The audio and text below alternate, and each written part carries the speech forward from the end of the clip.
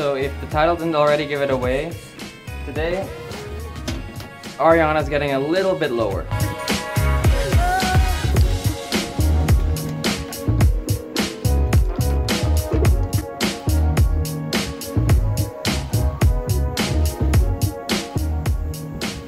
Not looking clean. Alright, so we just removed the nuts over here, and to take these bolts out, you just gotta... And then there you go, boys.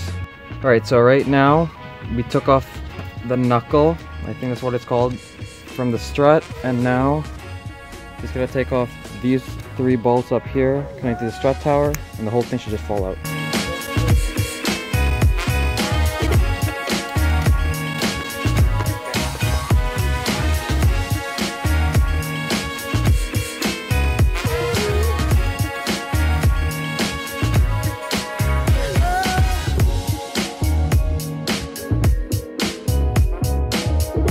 While we had time, I also cleaned up this wheel.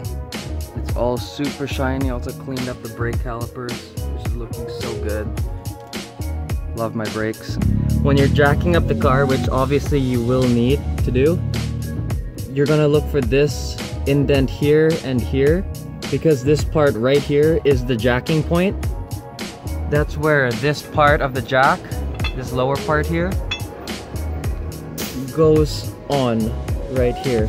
I'll be honest, I'm no mechanic, but it's a good thing to know, especially if you're just doing... It's a good thing to know, especially if you're just doing like brakes or checking your tires or switching out rims or anything. I've seen a lot of people just put the jack underneath their car and literally just keep pumping it, and they end up like denting their undercarriage, under the floor of their car, and it's not good. So might as well just jack it up on those 2 spots. Alright, so if you guys don't know, the Evo 10 does have the windshield washer fluid and the battery in the trunk from the factory. And to get to the rear strut mounts, or strut tower or whatever, I don't even know if you can see it, but it's way down in there. And this is going to be a little bit of a bitch to get to. But we need to get to them to remove the rear struts so we can switch out the springs. I've heard the battery side is a little bit easier, but we're gonna check. This is a lot easier. It's just those 2 bolts, this one and that one over there. This is the side of my car. I got this wrapped last summer before I started the YouTube channel. I'm thinking about switching it up a bit. I don't know how I feel about this top stripe right here going across there. I might take it off, I might not, I don't know. I really like this bottom stripe. Let me know what you guys think in the comment section down below. If I should do something different. I don't know, I might surprise people. Just in case you guys wanted. Here's a shot of the new exhaust. Goes all the way down there. Just in case you guys wanted to see how it looked like or whatever.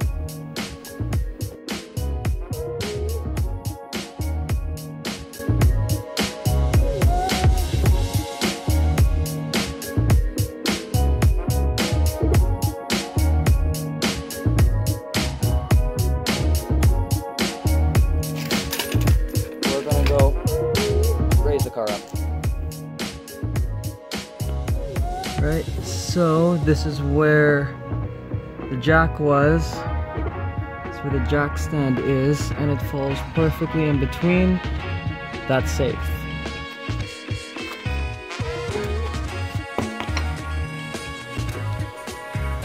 Alright, so just looking at the rear strut, I know there's 2 bolts up there which you need to access through the trunk.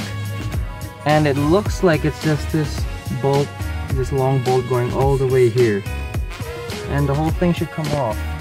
This one looks pretty straightforward. Alright, so my dad just analyzed all of this. We took all of this out here. We have to take this off, this plastic piece off, and because the other bolt is way behind. I don't know if the camera can even see it. Probably, I don't know. But it's right there. That's where the bolt is, and the other one is right behind here. It's just a bitch because everything's at the back now.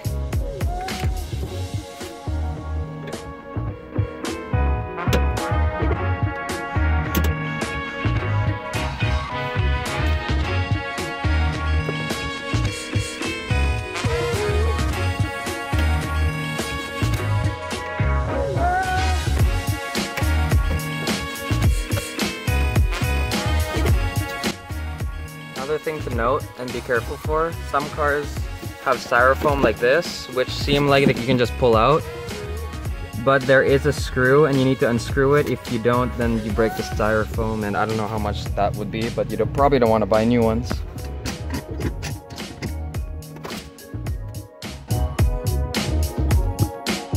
Alright, so now that everything's taken out of the trunk, we can finally take this piece off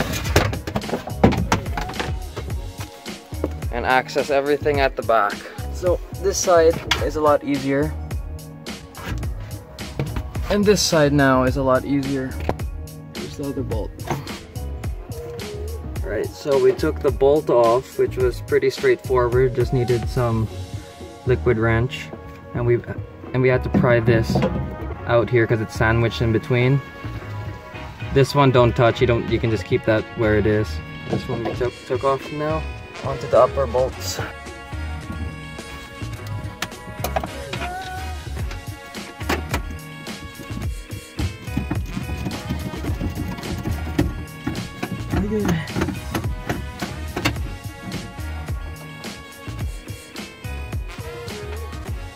Now it's hitting right there. That's why it's not coming off.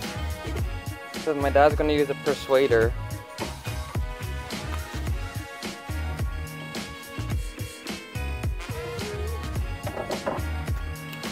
We got the strut out using my dad's persuader.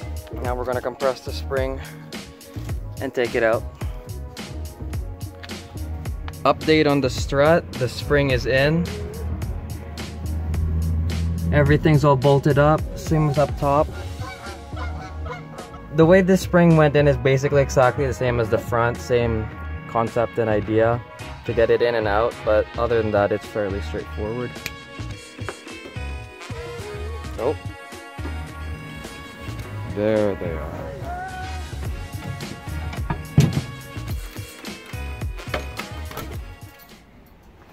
Last time my dad finished up the lowering springs for me because I had a test to study for the next day. So this is gonna be my first time looking at the car once it's all low.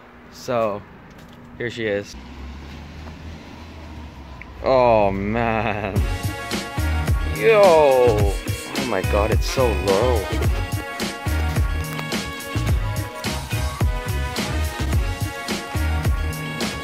Oh, that looks so cool. What a side view. Although I think it definitely needs some spacers. Probably 5 or 10s in front and at the back. Yo, that's really low.